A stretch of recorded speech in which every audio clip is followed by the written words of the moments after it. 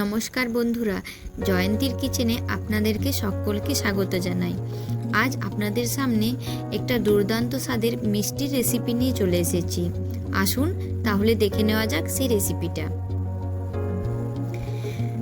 এখানে একটা কড়াইয়ের মধ্যে আমি 2 লিটার গরুর দুধ নিয়ে নিচ্ছি।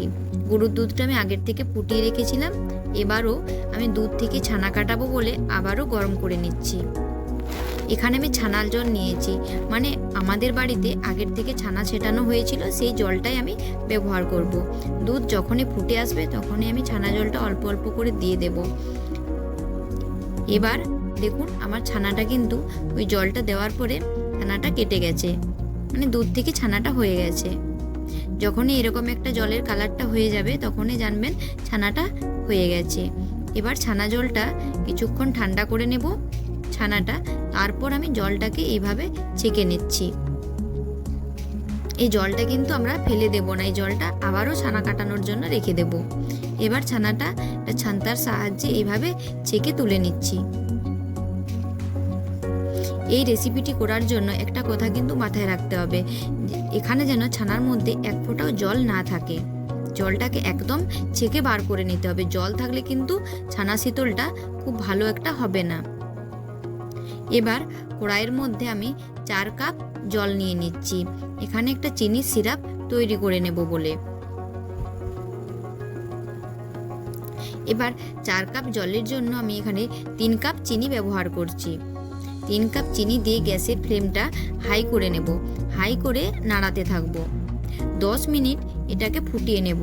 ফুটিয়ে নিয়ে একটা চিটচিটে ভাব যখনই চলে আসবে তখনই আপনারা জানবেন চিনি সিরাপটা তৈরি হয়ে গেছে। এটা একটা গাঢ় রসেরও হয়, একটা খুব পাতলা রসেরও হয়। এখানে আমি খুব পাতলা রসেরই ছানা শীতলটা বানাবো।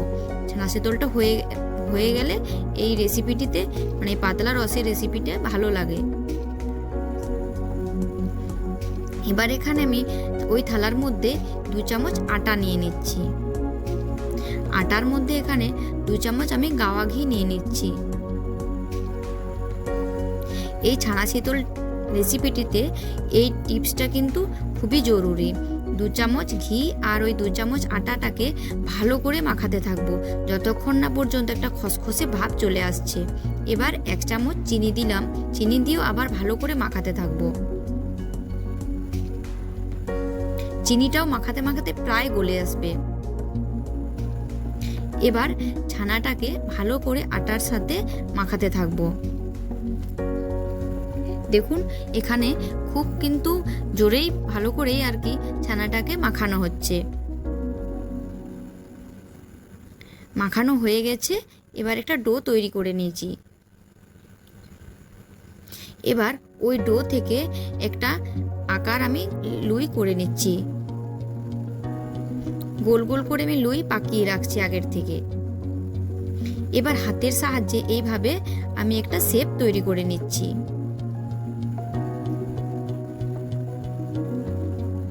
এবার আরেকটা কড়াই আমি গ্যাসের মধ্যে বসিয়ে নিয়েছি। কড়াইয়ে আমি সাদা তেল দিয়ে দিলাম। এখানে ছানা শীতলগুলো ছাঁকার জন্য একটু বেশি মানে সাদা তেলটা দেবেন। এবার আগের থেকে তৈরি করা ছানার ডোগুলো দিয়ে দিলাম। তারপর উল্টে পাল্টে লাল করে ভেজে নেব। এখানে একটা জিনিস খেয়াল রাখতে হবে, যেন গ্যাসের ফ্লেমটা একদমই বেশি না থাকে, খুব লো আঁচেই এই ছানা শীতলটা ভাজতে হবে। খুন্তির সাহায্যে এপিট ওপিট করে ভেজে নিতে হবে। বেশিক্ষণ কিন্তু মানে একটা সাইড রাখা চলবে না, উল্টে পাল্টে ভেজেই যেতে হবে, কেননা না হলে কিন্তু তলাটা লেগে যাবে, কালো হয়ে যাবে, সেক্ষেত্রে কিন্তু ছানা শীতলের টেস্টটা নষ্ট হয়ে যাবে। এইভাবে লাল করে ভেজে একটা পাত্রে তুলে নিচ্ছি।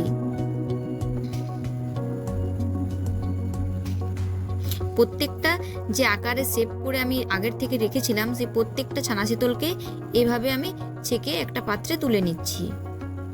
এবার যখন এই ছানা শীতলগুলো ঠান্ডা হয়ে যাবে ঠিক তখনই আমি এর রসের মধ্যে এটা দিয়ে দেবো, মানে আগের থেকে যে চিনির সিরাপটা তৈরি করেছি এখানে সেটা দিয়ে দেবো। এখানে আমি চিনির সিরাপের মধ্যে 2 এলাচ আগে ফাটিয়ে দিয়ে দিয়েছিলাম যাতে ফ্লেভারটা খুব ভালো আসে।